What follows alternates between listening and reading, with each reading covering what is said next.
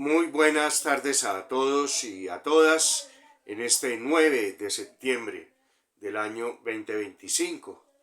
Hoy es la festividad en la fe católica, en la cristiandad, en el mundo de la intelectualidad y del derecho del beato Federico Osanat.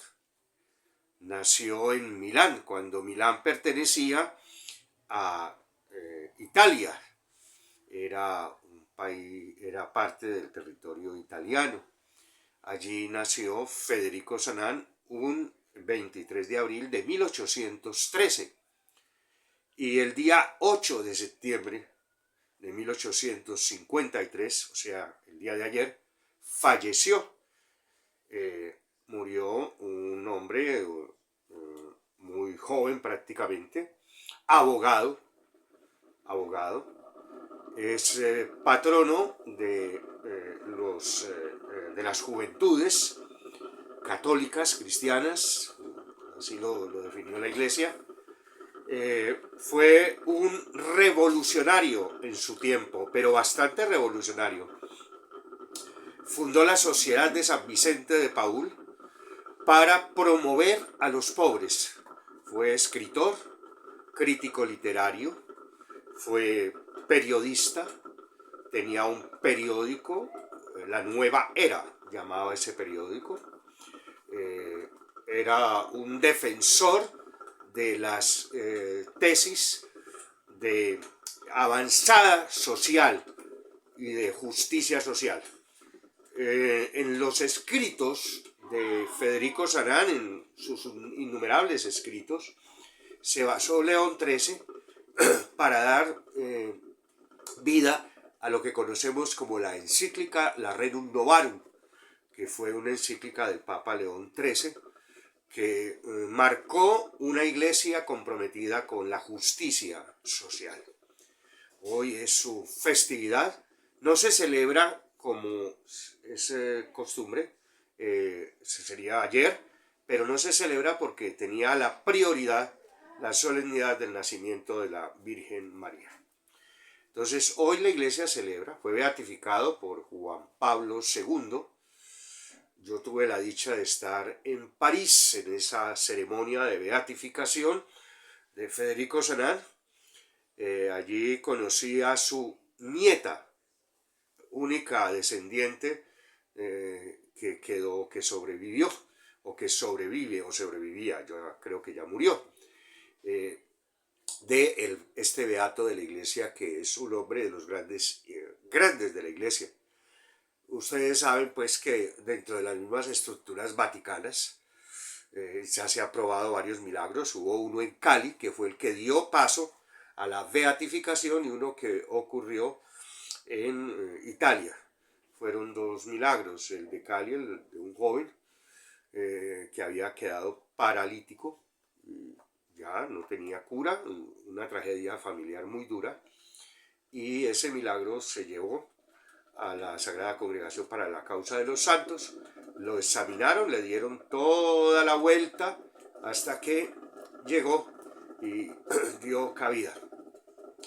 En este proceso estuvo muy presente un hombre maravilloso colombiano que nos ayudó muchísimo en ese momento, que fue Monseñor Edgar García Gil.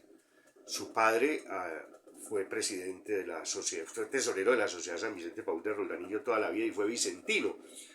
Monseñor Edgar nos ayudó mucho en todo ese proceso y se hizo toda con algunos, por supuesto, con el provincial de los vicentinos en Colombia y otros sacerdotes y otros obispos que estuvieron allí.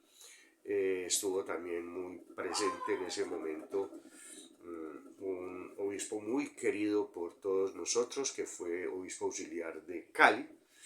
Y bueno, y finalmente se logró esa beatificación. Esperamos que algún día la iglesia reconozca la santidad de este hombre, que es un modelo para los abogados. Hay un cúmulo de anécdotas, pero hay una muy particular. Había una agiotista en París, una pobre mujer viuda y abandonada de su marido y con unos hijitos, había acudido a él para un préstamo, no le había podido pagar y este hombre, esto se fue a un juicio y él, el abogado defensor de el agiotista, fue Federico Sanán, porque era un abogado excelente, de gran reputación, y efectivamente el agiotista ganó. Fuera, al salir de tribunal en París, Federico Sanán encuentra la mujer y los niños, la mujer que había perdido el pleito, y ella se acerca y le dice: doctor Ozanam, ha hecho usted hoy gala de sus mejores condiciones como abogado, ha ganado un pleito, pero ha dejado una familia aguantando hambre en las calles de París. Dios se apiade de usted.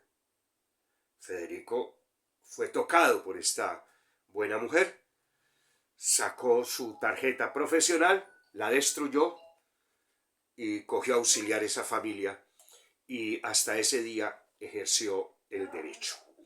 Es una de sus tantas anécdotas.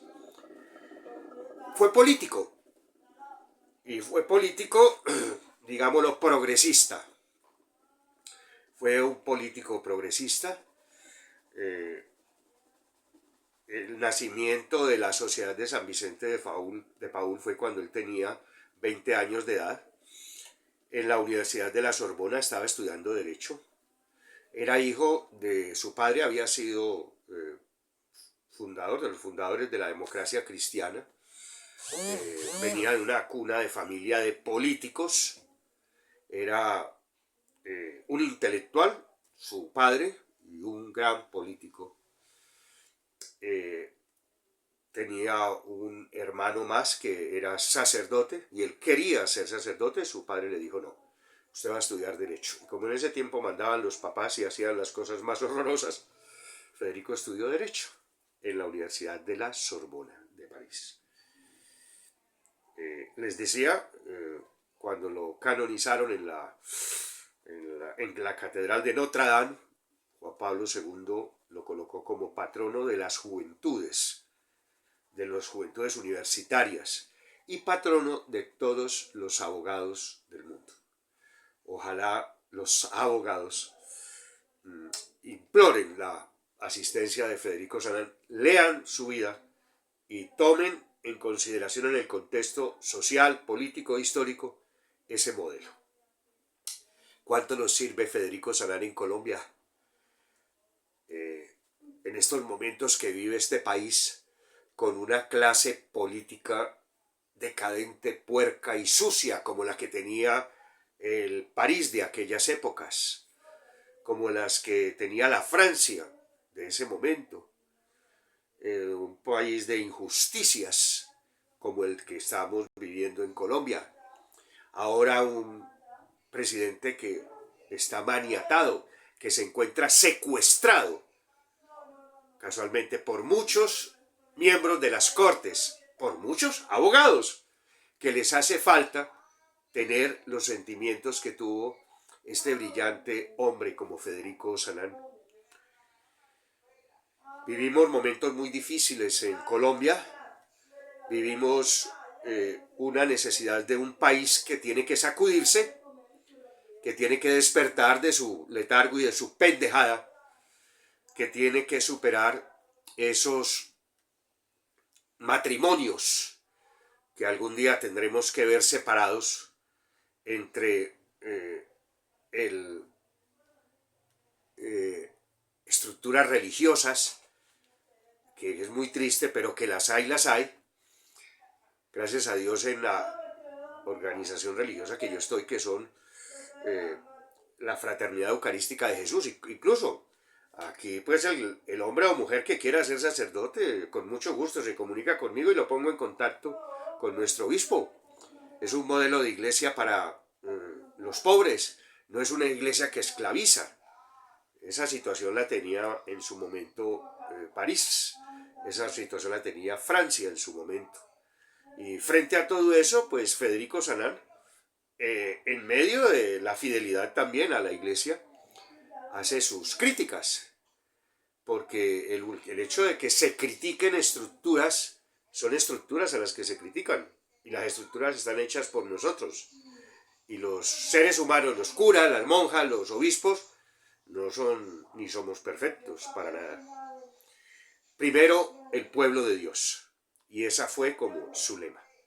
Hoy le pedimos que mire a Colombia, que proteja a nuestro presidente de la República y que haga un proceso de búsqueda, interceda ante Dios para un proceso de conversión de todas estas estructuras criminales que se han tomado, la Corte Constitucional, el Consejo de Estado, la Corte Suprema de Justicia, la Fiscalía General de la Nación, los organismos de justicia del país, que bendiga y proteja a todos los abogados que son buenos, que los ayude y que bendiga a nuestro presidente. Y vamos a la hora, porque hay que hacer. Esto no es de rezar, sino de hacer. Dios me los bendiga a todos. Un abrazo.